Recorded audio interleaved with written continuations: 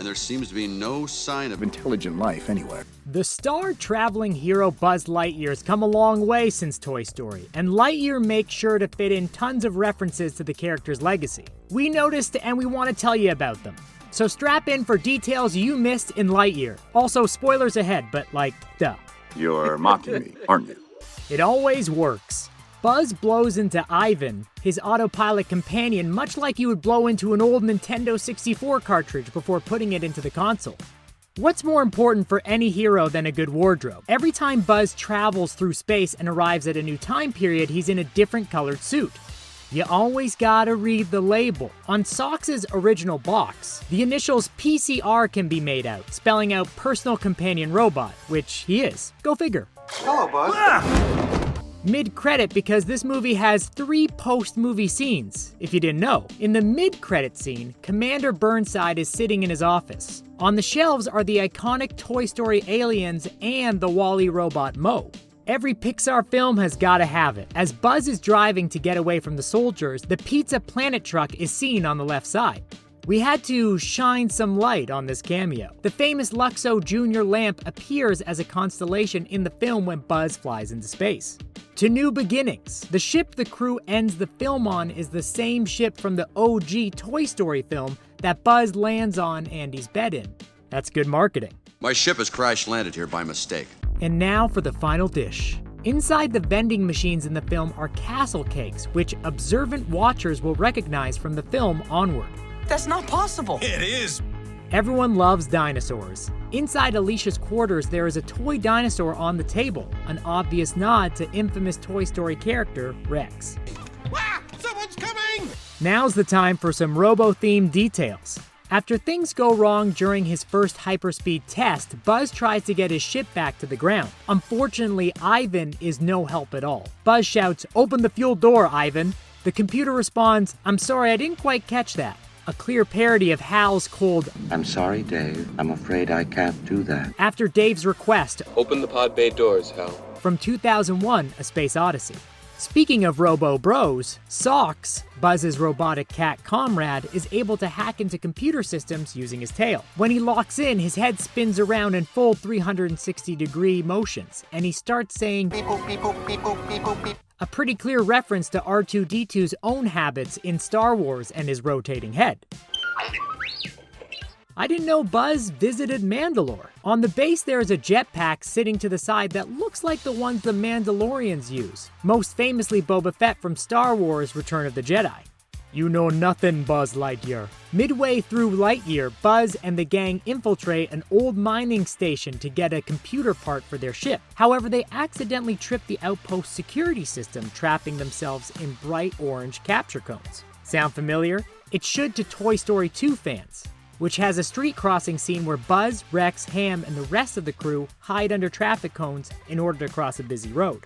Must be from carrying so many franchises on his back. Buzz Lightyear cracks his neck while exiting deep sleep, just like Lucas Lee in Scott Pilgrim vs. the World. Both of these roles star Chris Evans. To infinity and beyond.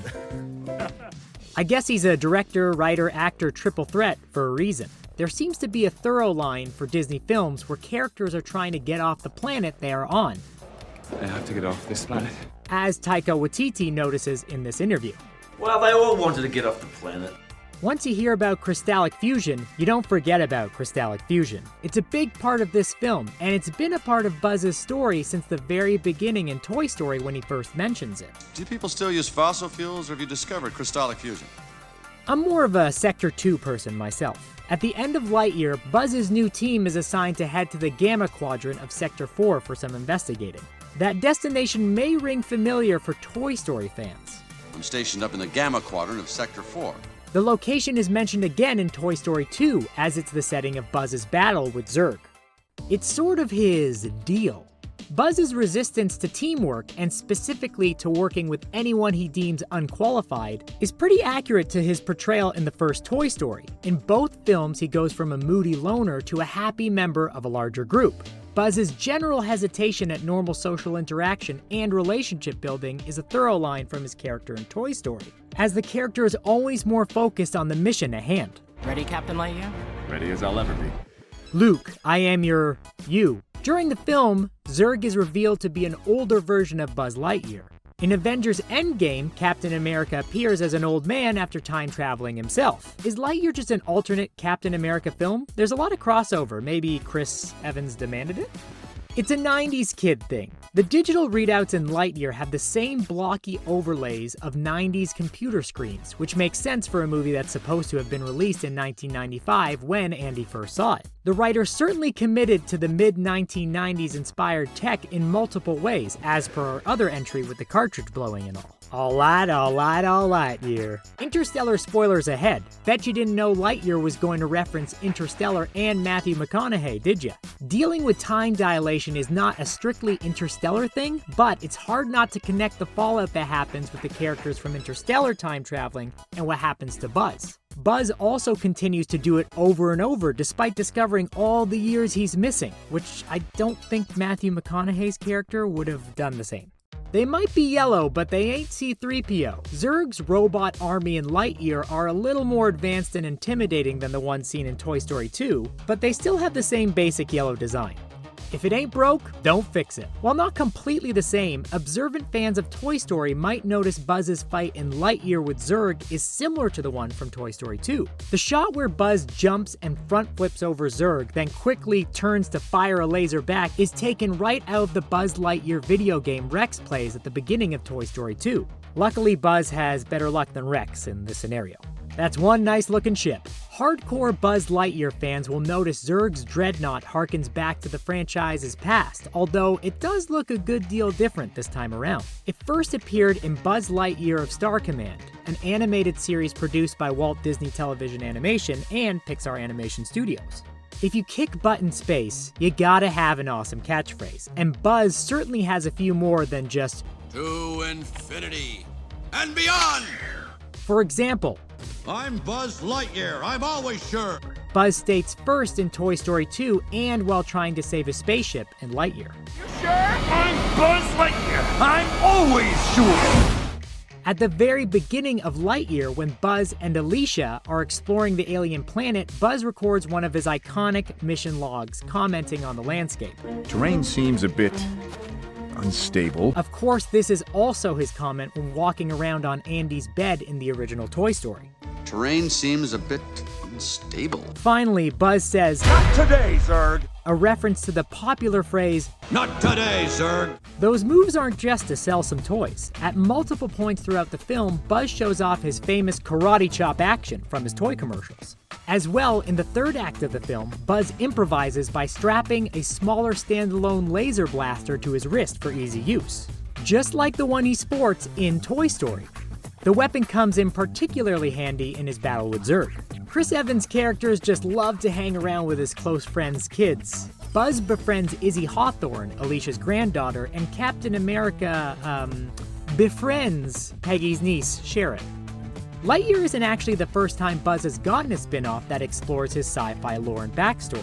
The direct-to-video movie Buzz Lightyear of Star Command, The Adventure Begins, bears some striking similarities to Lightyear. First, both movies involve Buzz learning to accept help from a ragtag group of unlikely heroes who want to be space rangers. You know how I feel about rookies. In the older film, the team consists of a robot named XR, a former Star Command janitor named Booster, and recent recruit and princess Miranova.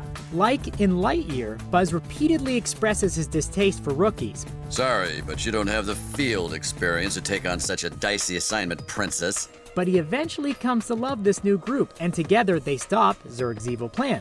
Sounds familiar, right? More Chris Evans-based details. Captain America travels through time multiple, times in various Marvel films, while Buzz Lightyear does the same in order to test the hyperspace fuel. An epic suit deserves an epic reveal. Both Lightyear and Captain America have their epic suit reveals and are almost the same scene shot for shot. Another space-based story, another bluish power source. The Tesseract from the MCU and Hyperspeed Crystal from Lightyear CU are very similar, and both serve as MacGuffins for various heroes. which is not a form of muffin, by the way. That just means they both serve as a plot-related thing that the characters look for to push the action forward. You're welcome. Lightyear is a big movie, so it had plenty of room for fun details. Any ones you noticed that we didn't mention? Let us know below. Like and subscribe if you enjoyed the video, and thanks for stopping by The Things Animated.